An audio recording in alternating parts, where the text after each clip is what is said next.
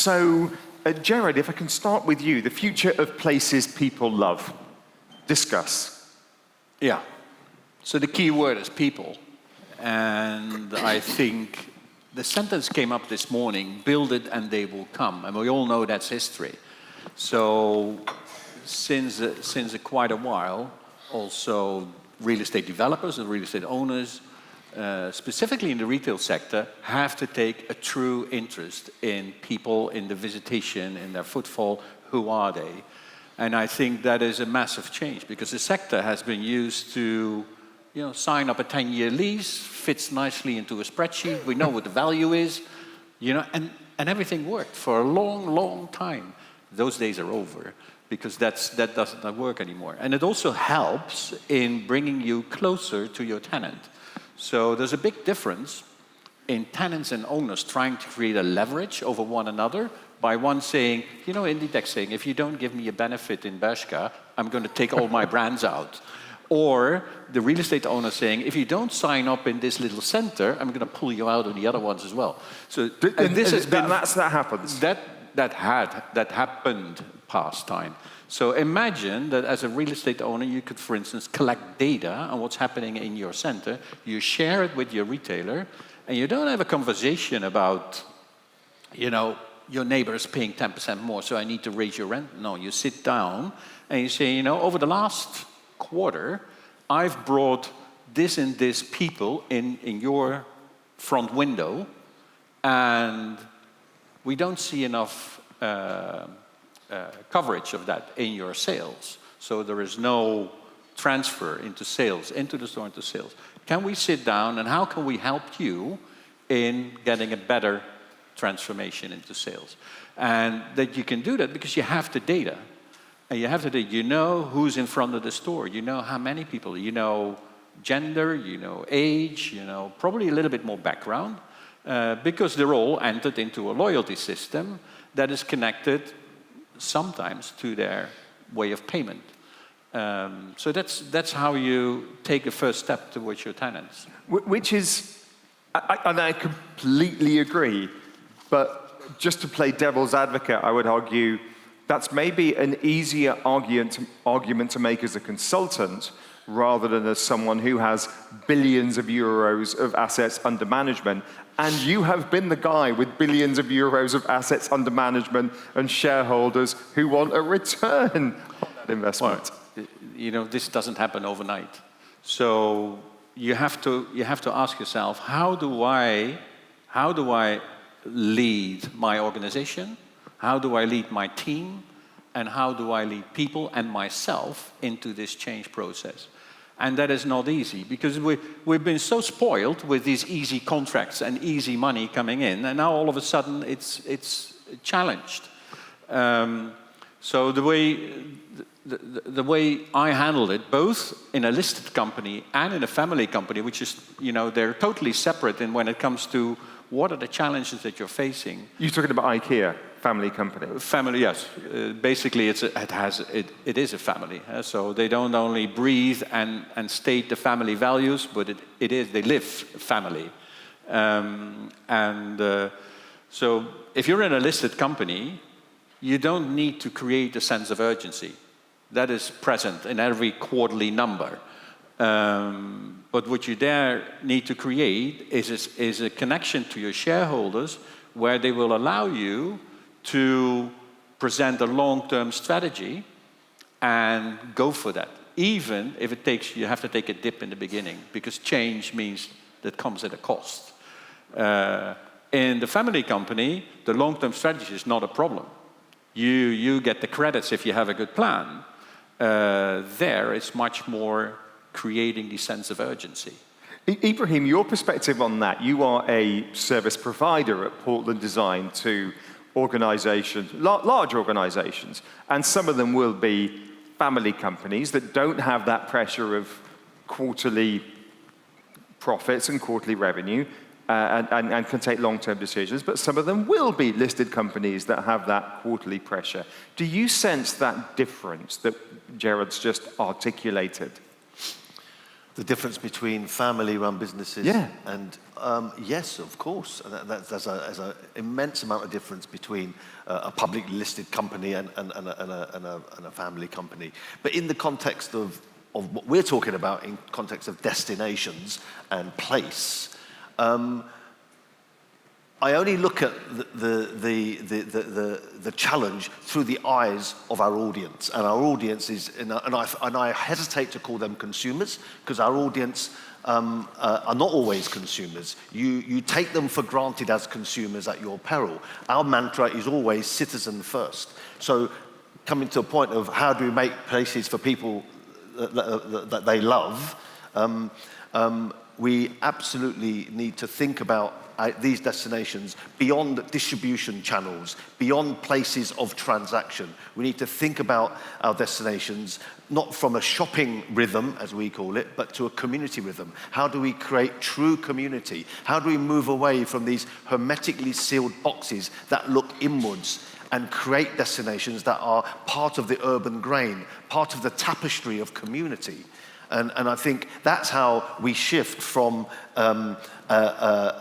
transaction to interaction, from creating places that are more like a cookie cutter approach to retail, to a place of experience, of participation, of learning, of community, which means, and someone was talking about it yesterday, in I think the City Walk conversation, it's beyond just shops. We've got to create a mix, a blend of shopping, of F&B, of education, of healthcare, of co-working. For us, the new retail is not just shops. The new retail is co-working. The new retail is healthcare.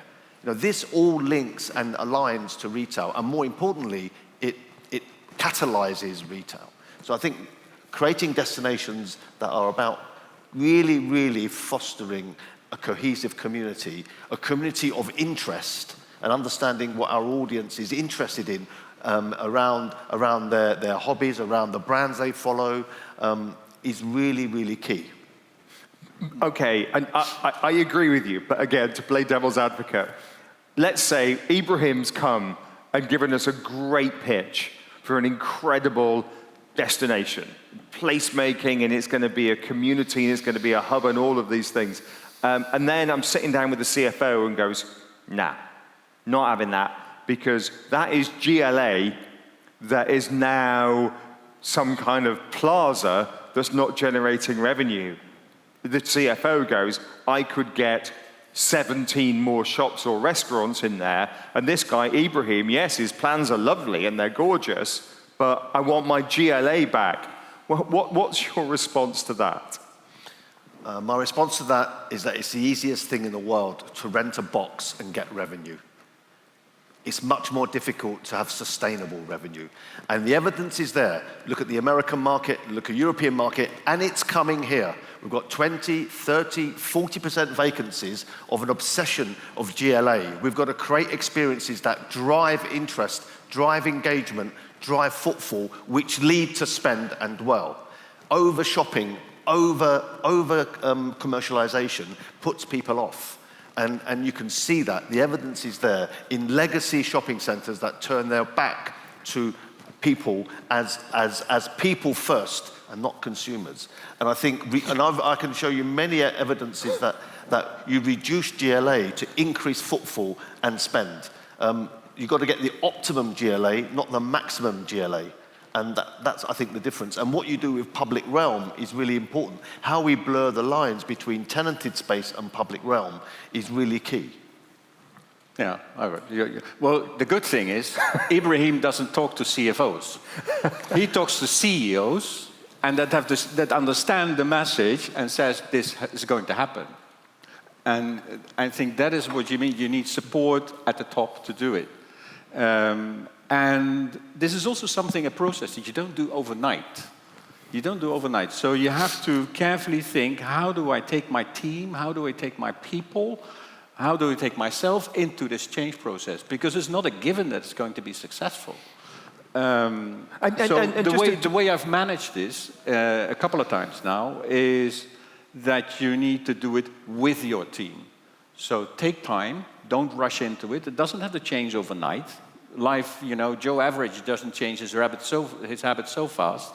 But the people will not go for the statement of changes have never been faster, or even worse, they will never be as slow as they are today. So you need to take them along and show them. So what I've done is put a team together, a cross-section of the organization, and link them to external professionals. And not in the business, but specifically anthropologists, sociologists, psychologists, and let them run for half a year with them, exploring different spots in different cities, and have a discussion. What is it, if you take a real interest in people, what do you want? What are the aspirations and the needs of those people? How do I discover them? How do I recognize them? And these people, let's say a group of 20 people in your organization, they come back, they have the time of their life, that's one thing, but they come back as ambassadors for your change program. And the next step is to take the organization along, and this is the most scary part that I've done, is you have to hand over the steering wheel. So once you agree that this change needs to happen, you tell me how. And of course it's not completely free. You put in the thermometer every now and then to make sure everybody stays on track. But if you get that process running, then you have full commitment in the organization, because change all of a sudden is fun change, because it's their change. And then you take them along.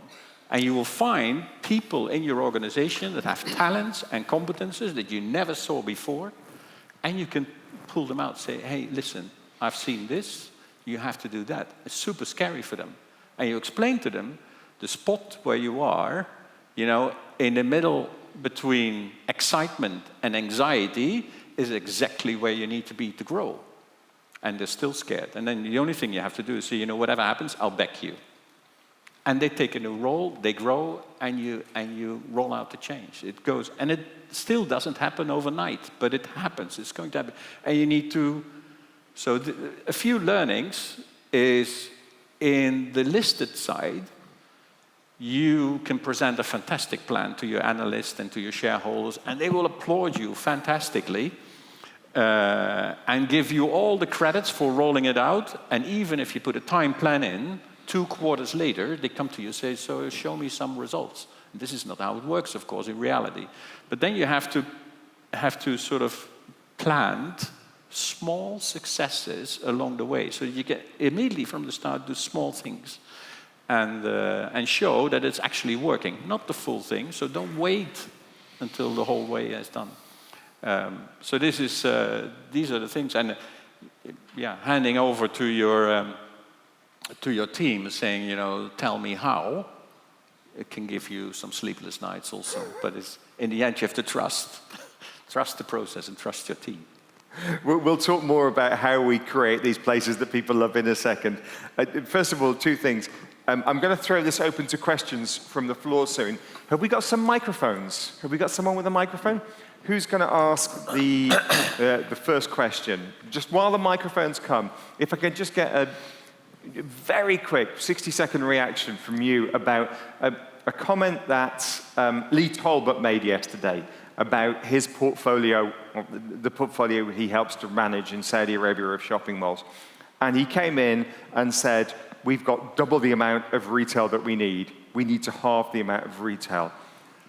That's a difficult conversation with a board of directors. Just someone who's been running a multi-billion euro real estate conversation. Just 60 seconds on how that conversation goes. There's 2 main challenges. One is oversupply. So let's park that one for a while. The other one is there is an incremental challenge in the business itself relative to sustainability. So the success of a mall operator or a developer or whatever, the success depends on the number of money people spend. So the mall company thrives with consumption, or even better, overconsumption. And this is the main threat for our planet, overconsumption. So there is an internal conflict in how to manage that. So you have to start planning, how how do I put things in place that sort of do a little bit better than this, than just overconsumption?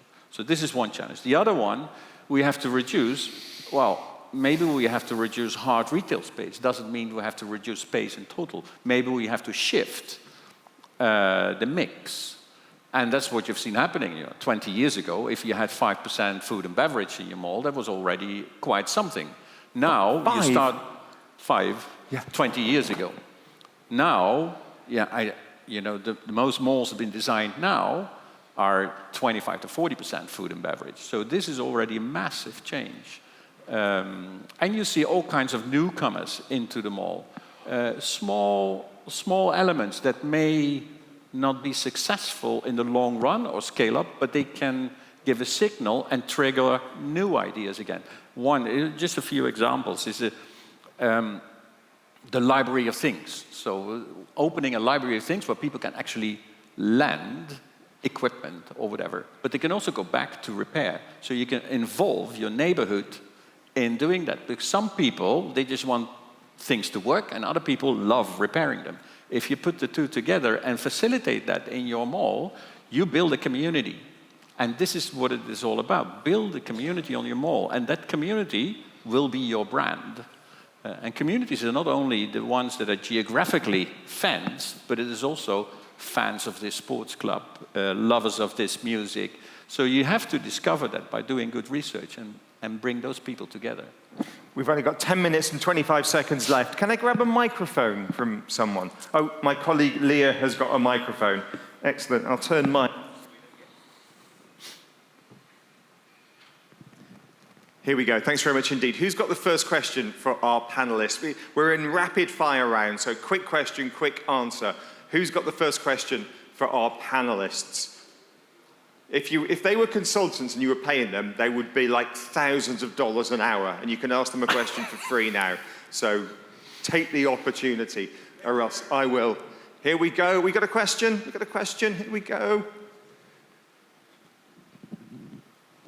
Thank you, Richard. So the question is to both you gentlemen, and I know that I've had experience in the Western side of the world and also in the GCC, this side of the world. And I need to understand the challenges that you face in the Western world versus the challenges you would face perhaps in the GCC area for implementing some of this community-style placemaking things that you're speaking of. Is there anything you could talk about? First of all, Ibrahim, you on this? Yeah. I think the biggest challenge is one of culture. I think the retail real estate industry, generally speaking, needs to and is beginning to go through a cultural shift. And the industry generally is populated by people working in the industry that do not represent necessarily the shopper. And also, I think the challenge is for new skills to come into the industry. Because I say that from the point of view, to the point about the GLA conversation, and the point about we have too much retail, I would reframe that. I don't think we have too much retail. I think we have too much transactional retail. Because brands are increasingly seeing physical space as platforms of media, as platforms not to sell stuff, but to engage with their consumers, engage with their fans, more importantly. They use a physical space to drive what we call media impressions, because the transaction and fulfillment model is increasingly moving online for brands. And at the end of the day, they're our tenants. So therefore, it comes back to my point, the future of retail is not about real estate, it's about content. And if you accept that it's about content, and I'm being provocative and I'm generalizing, there's always going to be transactional retail, but increasingly brands are seeing their physical spaces as platforms for their content, whereby the transaction fulfillment is more online. And if that is the case, if a brand will occupy a space as a media platform, that changes absolutely everything. And the one thing it will change is the business, the organization that owns the shopping center. Because it has to bring new skills. If it's a media platform, we have to bring skills. Anthropologists media people, media buyers, social media specialists, storytellers, stage managers, a whole bunch of new skills that need to be able to accommodate these brands as tenants. And if we accept that that is the case, the architecture changes, the design changes, the master plan changes, the technology changes, and most importantly, the revenue model changes. Yeah, when David was running a shopping mall 15 years ago, that's great, but if his business model is based on share of revenue at the till, and it's electronically tagged, that's no good to David when he was running Festival City or whatever it was. The fact that the shopping mall is brilliant and it's this great experience and everyone's buying their Nike Jordans online, no good.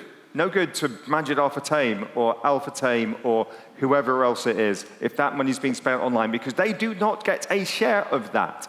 We're talking about the future, not the past. If we're in a situation which will happen in the next 3 or 4 years, you'll be taking your phone and you'll be walking behind someone with a rucksack and you'll take a photograph of that rucksack and you'll be able to buy it instantly. Where does that leave a shop? Shops are no longer in the future about products on shelves for sale. They're about stages with stories that drive online traffic, media traffic, and on social media. But if I'm Majid Al Futtaim and I'm spending billions building this place, one of the phrases I heard earlier from the conversation was theatrical, and I'm spending a fortune doing it, it's brilliant, but I don't make any money out of it. How do I make money, Ibrahim? Well, you will make money out of it, but you won't make as much money as you thought you would from transaction. You've got to actually identify brands that will come into your space, still paid for being in the space, but use the space for something very different. And it's not based on turnover. We've got to rethink that mindset, rethink that model, which means we have to reconfigure and redesign our destinations to accommodate brands, and more importantly, not only accommodate brands like Nike who want to think about the platform for media in physical spaces, but it would attract many, many brands that would never have thought of going into a shopping center. The Unilevers, the P&Gs of this world. We need to take some of their media spend and putting it into real estate, which becomes media. Now, it may not be relevant right now, but I don't care about right now. My view is always 5 years away.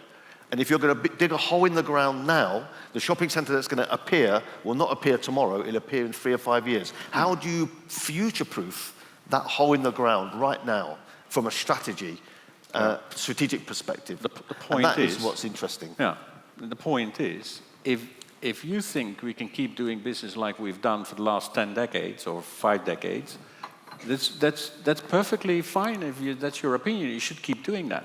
But if you think that this has to change, has come to an end, then you should be prepared to trade short-term result for a sustainable result. And I think that's the key question. And of course, it's much more difficult if you have an existing mall with an existing value where you're very hesitant to lower the value.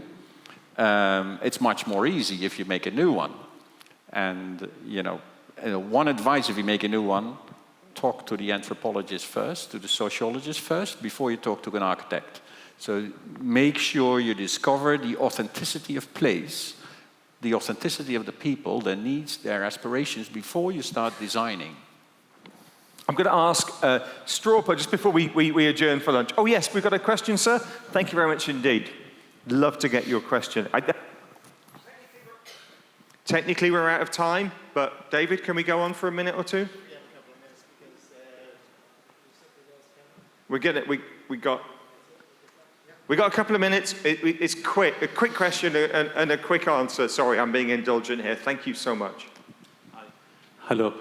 I just wanted to know if there are any trends of monetizing the change that is happening, and how do you see it happening? So, building a community in the mall, can this be monetized and to create new sources of revenue rather than the rent? And for both the tenant and the mall. Yeah. You want to go first? Yeah, okay. 1 minute each.